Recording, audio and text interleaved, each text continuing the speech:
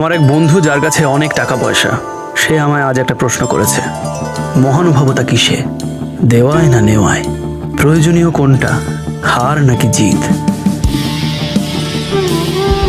রাবণ সীতাকে অপহরণ করলো, পরে রামের হাতেই মারা গেল। সীতার কাছ থেকে দূরে থাকলে হয়তো মরতো না। কৌরবরা জুয়ায় জিতেছিল, কুরুক্ষেত্রে হেরে গেল। জুয়ায় যদি হারতো তাহলে পায়ের উপর পা তুলে সারা জীবন আরামে কাটাতো। সো কখনো কখনো ছিনিয়ে নেওয়ার চেয়ে বিলিয়ে দেওয়াটা বুদ্ধিমানের।